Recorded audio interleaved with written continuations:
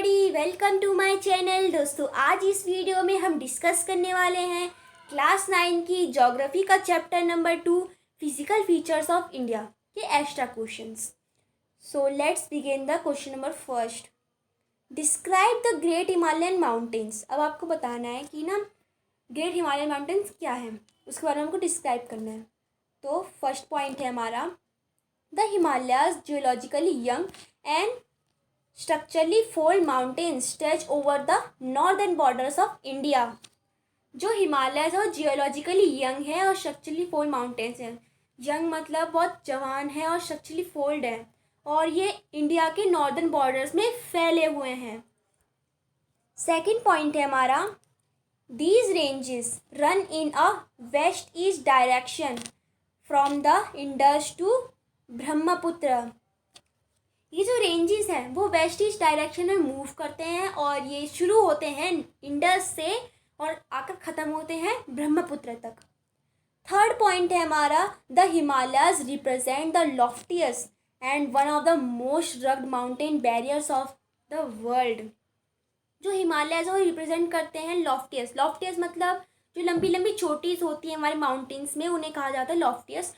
और सबसे one of the most मतलब रग्ड मतलब होता है ऊबड़ खाबड़ माउंटेन्स बैरियर्स है वर्ल्ड के। और question number second, describe the northern fertile planes. Northern fertile planes के बारे में बताना है आपको। फर्स्ट पॉइंट है हमारा, the deposition of alluvium in a vast basin line at the foothills of Himalaya over millions of years form this fertile plain. जो deposition है एलुवियम की, उसे वास्ट बेसिन है उसे कहते हैं, और लाइन करता है फुट हिल्स में हिमालय के, और ओवर मिलियंस ऑफ ईयर मतलब बहुत मिलियंस ऑफ ईयर से ये फर्टाइल प्लेन फॉर्म करता है। सेकंड पॉइंट है हमारा, it spreads over an area of 7 lakh square kilometre. और ये कहाँ किधर तक फैला हुआ है, कितने तक फैला हुआ है ये? 7 लाख स्क्वायर किलोमीटर तक।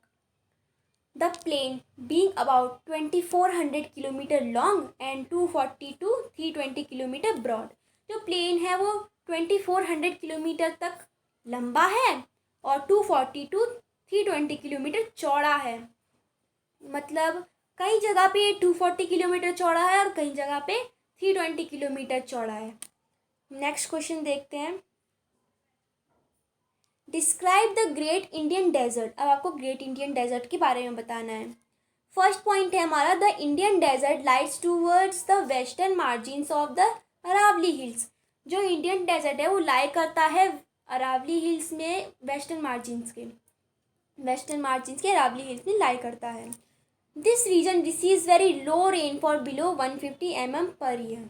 जो ये रीजन है उधर पे बहुत कम रेनफॉल होती है, जैसे लाइक 150 mm पर ईयर, और यहाँ तो उससे कम। It is an undulating sandy plain covered with sand dunes. Undulating मतलब लहरदार सैंडी प्लेन से कवर्ड है ये, सैंड ड्यून से। मतलब ये एक लहरदार सैंड प्लेन है जो कवर्ड है सैंड ड्यून से। फोर्थ पॉइंट है हमारा, Luni is the only large river in this region. मतलब उस जगह की सबसे बड़ी रिवर कौन सी थी? लूनी रिवर हमारी सबसे बड़ी रिवर है उस रीजन की। Describe the Himadri. अब आपको हिमाद्री के बारे में बताना है। फर्स्ट पॉइंट है हमारा, the northern most range is known as the great और इनर हिमालयास और हिमाद्री। जो नॉर्दर्न मोस्ट रेंज है हम उसे कह सकते हैं ग्रेट हिमालयास, इनर हिमालयास और Himadri. Second point, the folds of Great Himalayas are asymmetrical in nature. The core of Himalayas is composed of granite. ये जो हिमालयाज हैं वो फोल्ड्स हैं और असिमेट्रिकल हैं नेचर में, और ये जो हिमालयाज हैं वो बने हुए हैं, जो हिमालयाज का कोर है वो बना हुआ है ग्रेनाइट से। थर्ड पॉइंट है हमारा, it is the most continuous range consisting of loftiest peak with an average height of 6000 metre. ये कंटिन्यूस रेंज है इसकी, मतलब बहुत लंबी लंबी चोटियाँ बने हुए हैं इसके ऊपर, आगे जो इसके पीछे हैं इसके बहुत सारे लॉफ्टी मतलब लंबी लंबी चोटियाँ हिमालयाज़ में है, और जिसकी हाइट है 6000 मीटर्स। और फोर्थ है हमारा, it contains all the prominent Himalayan peaks, मतलब ये इसकी बहुत लंबी लंबी चोटीज़ हैं और उधर से बहुत सारी नदियाँ बहती हैं, ये बताया गया है। डिस्क्राइब द हिमाचल, अब आपको हिमाचल के बारे में बताना है। फर्स्ट पॉइंट है, the range lying to the south of the Himadri forms the most rugged mountain system and is known as Himachal और लेज़र हिमालयास। जो रेंज है वो जो रेंज है इसकी हिमाद्री वो लाई करती है साउथ, हिमाद्री के साउथ में, और फॉर्म करती है रग। अभी मैंने आपको फर्स्ट क्वेश्चन में बताया था कि ये जो माउंटेन रग मतलब होता है ऊबड़ खाबड़, और इसे हम कहते हैं हिमाचल और लेज़र हिमालयास। सेकंड पॉइंट है हमारा, the altitude varies between 3700 and 4500 metres and the average width is of 50 kilometre. जो इसका अल्टीट्यूड है वो 3700 एंड 4500 मीटर्स है, और जो इसका चौड़ाई है वो है 50 किलोमीटर। थर्ड पॉइंट है हमारा, the ranges are mainly compose of highly compressed and altered rocks. जो उसकी रेंजेस है वो बनी हुई हैं हाईली कॉम्प्रेस्ड और अलर्टेड रॉक से। हाईली कॉम्प्रेस्ड मतलब होता है दबी हुई रॉक से, और अलर्टेड रॉक्स होता है पथरी रॉक्स, जो हमारी पथरी रॉक्स होती है उन्हें कहा जाता है। क्वेश्चन नंबर 6 है, डिस्क्राइब द पूर्वांचल, अब आपको पूर्वांचल के बारे में बताना है। The Brahmaputra marks the easternmost boundary of the Himalayas beyond the Dihang Gorge.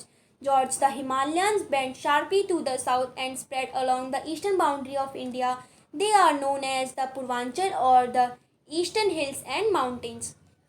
जो ब्रह्मपुत्र है वो मार्क करता है ईस्टर्न मोस्ट बाउंड्री मार्क करता है हिमालयाज़ में। जो ब्रह्मपुत्र है वो हिमालयाज़ में बाउंड्री मार्क करता है ईस्टर्न मोस्ट में।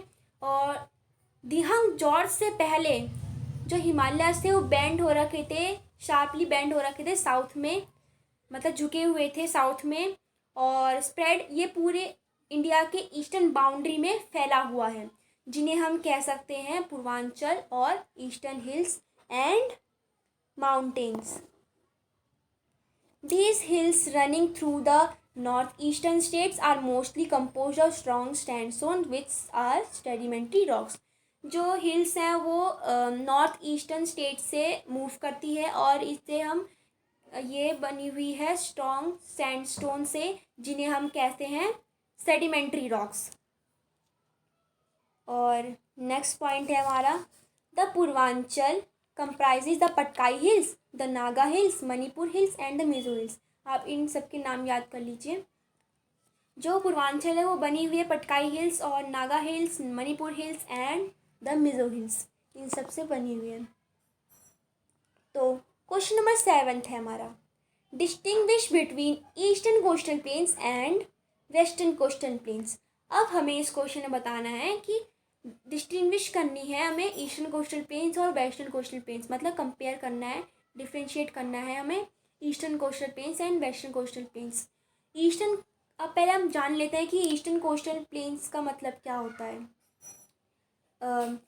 ईस्टर्न मतलब पूर्वी हिस्सा, पूर्वी, और कोस्टल मतलब बंदीगृह प्लेन मतलब मैदान, और इसका ही अपोजिट वेस्टर्न मतलब पश्चिम।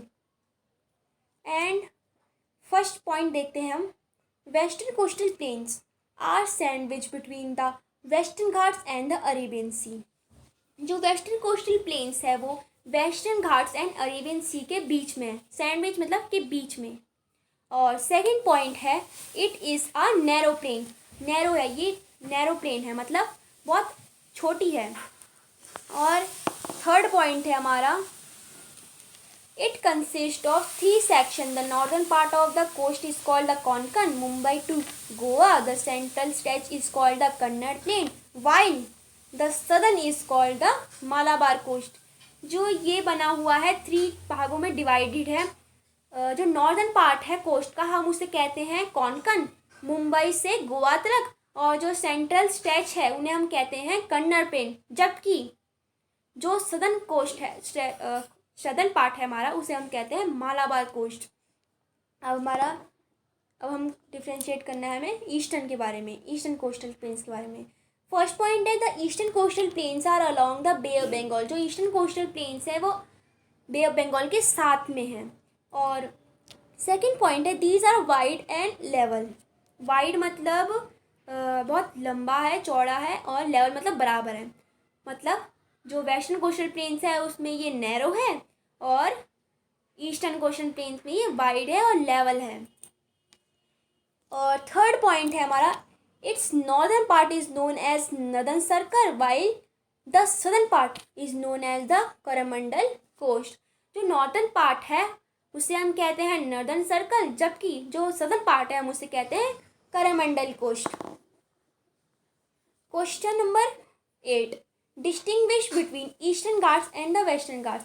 हमने पहले वाले क्वेश्चन, अभी 7th क्वेश्चन में हमने क्या पढ़ा था, ईस्टर्न कोस्टल प्लेन्स और वेस्टर्न कोस्टल प्लेन्स के बारे में। अब हमें करना है eastern Ghats and western Ghats. Eastern और वेस्टर्न का मैंने आपको बताया था अभी, पश्चिम और पूर्वी हिस्सा। वेस्टर्न घाट्स का first point, the western Ghats mark the western edges of the Deccan plateau. जो वेस्टर्न घाट्स है वो मार्क करते हैं वेस्टर्न एजिस डेक्कन प्लेट्यू के। और सेकंड पॉइंट है their average height is 900 to 1600 metre. जो इसकी एवरेज हाइट है वो है 900 to 1600 मीटर तक। और in western Ghats the highest peaks include the Anaimudi 2695 metres and the Dodda Betta 2637 metres इसकी हाइट है। जो वेस्टर्न घाट्स है उसकी हाईएस्ट पीक है, पहला है हमारा अनाईमुड़ी जिसकी हाइट है 2695 metres and the Dodda Betta 2637 metres इसकी हाइट है। आप इसको याद कर लीजिए। अब हमारा नेक्स्ट है ईस्टर्न घाट्स के बारे में।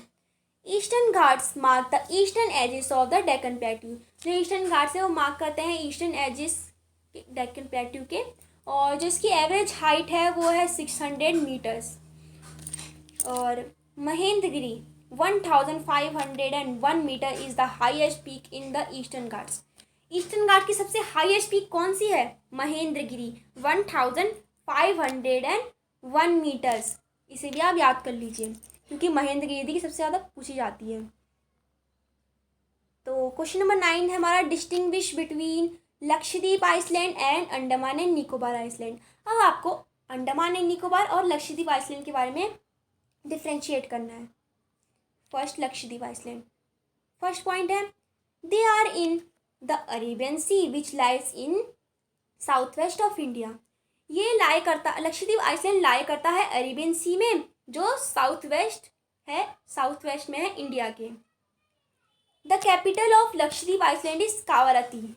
इस कैपिटल को भी याद कर लीजिए। जो लक्षद्वीप की आइसलैंड की जो कैपिटल है वो कावारती है। और they are smaller as compare to Andaman and Nicobar island. ये लक्षद्वीप जो आइसलैंड है वो बहुत छोटा है अंडमान एंड निकोबार आइलैंड से। और अंडमान एंड निकोबार का फर्स्ट पॉइंट है हमारा they are in the bay of Bengal which lies in south east of India. जो अंडमान एंड निकोबार आइलैंड है वो बे ऑफ बंगाल के लाई करता है जो साउथ ईस्ट में है इंडिया के। सेकंड पॉइंट है the capital of Andaman and Nicobar island is Port Blair. मतलब हमारी लक्षद्वीप की हमने क्या बताई थी, कावारती, और अंडमान एंड निकोबार की कैपिटल क्या है, पोर्ट ब्लेयर। इसे आप जरूर याद कर लीजिए। थर्ड पॉइंट है हमारा they are larger as compare to the Lakshadweep island. हमने लक्षद्वीप आइसलैंड पढ़ा था। जो लक्षद्वीप आइसलैंड है वो अंडमान से बहुत छोटे हैं, और इसी के अपोजिट जो अंडमान एंड निकोबार आइसलैंड है वो लक्षद्वीप से बड़े हैं। नेक्स्ट क्वेश्चन देखते हैं, question number 10, distinguish between central highlands and Deccan plateau. अब आपको डिस्टिंग्विश करना है सेंट्रल हाईलैंड्स और डेक्कन प्लेट्यू में।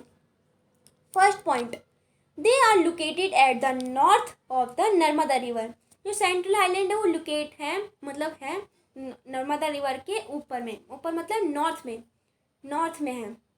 और जो इनका डायरेक्शन है, the direction of slope is west to east. जो इसका डायरेक्शन स्लोप है वो वेस्ट से ईस्ट तक है। थर्ड पॉइंट है it is bounded by Aravalli and Chota Nagpur. Bounded मतलब घिरा हुआ, ये घिरा हुआ है अरावली से और छोटा नागपुर से। तो हमारा नेक्स्ट है हमारा Deccan plate. First point, they are located at the south of the Narmada river. अब हमने पढ़ा था भी सेंट्रल हाईलैंड कहाँ पर थी, हमारी नर्मदा रिवर के नॉर्थ में, और इसका अपोजिट ये मतलब साउथ में है नर्मदा रिवर के। और इसका जो डायरेक्शन है, डायरेक्शन स्लोप है, वो साउथ वेस्ट से नॉर्थ ईस्ट की तरफ है। It is bounded by the western Ghats in the west and the eastern Ghats in the east. ये घिरा हुआ है वेस्ट साइड से वेस्टर्न घाट से, ईस्ट साइड से ये ईस्ट घाट से घिरा हुआ है। अब नेक्स्ट क्वेश्चन देखते हैं, question number 11, how does each physiographic unit compliments each other and make India rich in natural resources. Answer देख लेते हैं। First point, each physiographic unit compliments the other and makes the India richer in its natural resources. जो physiographic unit है वो दूसरों से इतने बेहतर कर रही है और ये नेचुरल रिसोर्सेज में इंडिया को रिचर बनाना चाहती है, अमीर है। और सेकंड पॉइंट है, the northern mountains are the major sources of water and forest belt, the northern plains are the greeneries of the country. जो नॉर्दर्न माउंटेन्स है उधर पे बहुत सारा वाटर है, बहुत सारी नदियाँ बहती हैं, नॉर्दर्न साइड से ही बहती हैं बहुत सारी नदियाँ, और वहाँ पर बहुत सारे फॉरेस्ट हैं, जिन्हें नॉर्दर्न प्लेन्स को इसलिए हम कहते हैं, इसलिए नॉर्दर्न प्लेन्स को ग्रीनरीज कहा जाता है, हरियाली का देश कहा जाता है, क्योंकि वहाँ बहुत सारे वाटर्स हैं और बहुत सारा फॉरेस्ट हैं। थर्ड पॉइंट है हमारा, the coastal region and island groups provide sites for fishing and port activities, they provide the base for early civilisation. जो कोस्टल रीजन है और आइसलैंड ग्रुप्स है वो प्रोवाइड करते हैं हमें फिशिंग करने में और पोर्ट एक्टिविटीज़ मतलब शिपिंग की जो पानी में की जाती है वो उसे कहा जाता है, और प्रोवाइड करता है हमें अर्ली सिविलाइजेशन में मदद करता है ये बेस बनाने में। सो आई होप आपको ये वीडियो समझ आई होगी। ये वीडियो यहीं तक ही एंड होती है। अगर आपने मेरी चैप्टर एक्सप्लेनेशन की वीडियो नहीं देखी है तो उसकी लिंक मैंने डिस्क्रिप्शन बॉक्स में डाल रखी है, आप उसमें जाकर भी देख सकते हैं। पहले आप उस चैप्टर एक्सप्लेनेशन की वीडियो देखिए।